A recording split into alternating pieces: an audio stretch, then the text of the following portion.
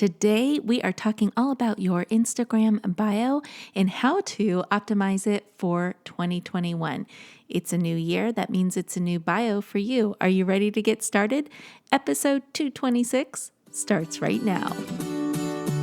Welcome to the Lora Shipman Show minicast, a special edition of my podcast where it's just you, me, my mic, your earphones, plus quick tips and hacks you can implement immediately to improve your life and your business. Are you ready to get started? I know I am. Let's dive in. Well, hey there, everybody. Welcome back to the show. I am so excited you are here with me today because today is my favorite day of the week, and that is minicast day. And if you haven't been here for a minicast lately, friend, where have you been? We drop all sorts of value bombs for you and your business. And these value bombs, they're little bite-sized pieces of information that are so easy for you to implement into your business. And today we are talking about creating epic Instagram bios. We're going to teach you how to optimize your Instagram bio for 2021. All right, we're not wasting any time. We're diving right in. So the first thing we need to look at, actually, if you can, I would go ahead and pull out your phone or your tablet, however you look at Instagram, or even on your laptop, and open up Instagram and take a look at your profile. And I want you to take close notice of the name underneath your profile picture. Now, this name is very different from the username that you see at the top of your profile page. So you'll see at the very top of your profile page, to the right-hand corner, it'll say your username. Then underneath your profile picture, it has this other name. Now, this name is searchable, and it's important to how you actually present yourself on Instagram. My suggestion here is to actually put in keywords that you want to be known for. So for example, underneath my profile picture, it just says social media manager and coach. So there's no question on how I help people or what my job role is. Now, my username, Lora_Shipman, I chose that because that's how I want to be branded. I want people to know me by my full name, which is Lora Shipman, and that always sits on the top of my profile. But the descriptive phrase underneath my profile picture is kind of like a job title. It's like your business card, if you want to think of it that way. What would be the title that would be sitting on your business card right there? Okay, before you type anything into that space, there's two things you want to consider. The first one is you only have 30 characters to play with. So be very careful on how you're going to set those 30 characters up. And the second thing is you can only change this once every 14 days. So make sure you love it for 14 days before you actually put it in there. And then in 14 days, if that's not quite working for you, you can go ahead and change it to another title, but try and stay consistent and try not to change it up too much because you really do want to brand yourself and put yourself out there in the best possible way and in the best way you actually help people in your field. Okay, now moving down the bio, we want to talk about your powerful intro. You want to make this written portion of your bio a very clear I help statement. A lot of people get really clever with this, and you end up leaving more questions than answers in your bio when you try to become too clever. And I have a couple of do's and don'ts I think you should follow when you're crafting this statement.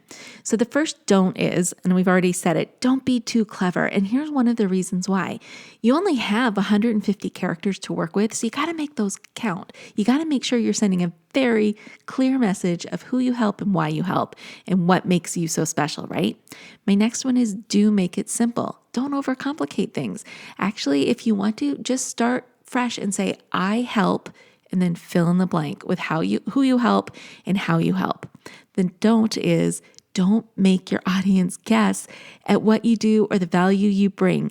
Make it obvious. People do not have a lot of time to guess how you can help them. They just want answers before they move on to the next person. And hopefully they don't move on to the next person because you've actually hooked them in with how you help. My next do is make your bio relatable. So if you have some characters left over, share some stuff about yourself, and don't be afraid to use emojis to do this. Emojis save you on characters, right? So in mine, I think I have something down there about being a Shih Tzu mom, and I have an emoji of a puppy face. I might have something about wine in there because I do love wine. And then I also have a little microphone sitting there telling people I have a podcast that they need to tune into. So again, you don't have to get really clever here. You do need to be straightforward so people understand what value you bring to the table and how they can relate to you. Another piece that you might want to consider adding in here is a branded hashtag. And this is really cool because if you use this branded hashtag on all of your posts, that branded hashtag is actually clickable in your bio. And if somebody clicks on that branded hashtag, it directs them to a hub of really cool content that you want them to see, that you don't want them to miss out on.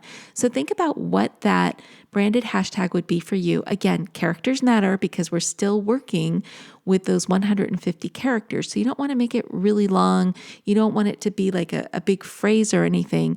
You want it something simple, concise, and that people get. So for example, my hashtag is hashtag social media made easy.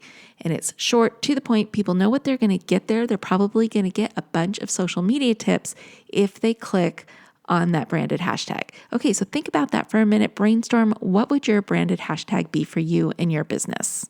The last part of your bio that we're going to optimize today is the link in your bio. This is really important because Instagram only allows you to have one link. So you want to use the best link you have for your business. So that might be a shopping page on your website. It might be a link to your lead magnet or freebie so that you can grow your email list. It might be a link to your podcast. But what if there are multiple links that you find really important to your business and to your audience that you don't want people missing out on? So there's a couple of ways you can make this work for you. The first one is to build a resources page on your website. And by resources page, I mean this. It's kind of like a catch-all for all of these important links that your business has to share. So you might have on this one page of your website, a link to your podcast, a link to your sales page, a link to your freebie, things like that. Or the other thing you might want to do is sign up for Linktree, and that's linktr.ee. If you haven't heard of Linktree before, you are going to absolutely love it because it actually creates that resource page for you. There's a free version and there's a paid version. So the free version, you're allowed up to 3 links. And the paid version is, I think you're allowed up to unlimited links, and you can brand this page to your business. So that means you can use colors. I think you can use some graphics, whatever you want to do to brand it to your business. But the point is here, however you decide to use Linktree, whether it's the free version or the paid version, you can direct people to relevant links in your business. I've been using Linktree for years and I love it because people can go to exactly what they need from me. And they're not stuck with just one link to my business. They're going to get all the goods that I have to offer. All right, my friends. So those are my 3 tips when it comes to optimizing your bio in 2021. The first one, as a quick recap, was to optimize your name. The second one is create a powerful intro that's simple, concise, and that people understand. And the third one is use your very best link for your business. And that's it. All right. You have some homework to do, and that always comes with a mini cast. And that homework is you've got to execute what you've learned here today, because if you don't, it doesn't do you any good. Today's just been a waste of time. So what I invite you to do is screenshot this episode and tag me in it, letting me know that you listened to it and that you're going to take action. I want to see you take action. And then send me a DM telling me to go to your profile and check out how you optimize your profile. I love hearing from you guys. I love checking out your work because you guys do an amazing job. You take what you learn and you execute it, and that is the name of the game. All right, my friends, until next time, you know what to do. Stay safe, stay healthy, but most of all, stay social. Hey, before you go, I have a question for you. Are you loving the show? Let me know about it. Take a screenshot of the episode you are listening to and drop it in your social media posts or stories. Or better yet, give this show a review on iTunes or your favorite podcast app, letting me know that you listened in. If you have a topic or a show idea, please don't be shy. I want to hear from you. Send me an email or a DM. I would love to hear your suggestions. All the links are in the show notes. Anyways, I just wanted to say thank you, as always, for tuning into the show today and every day you listen in.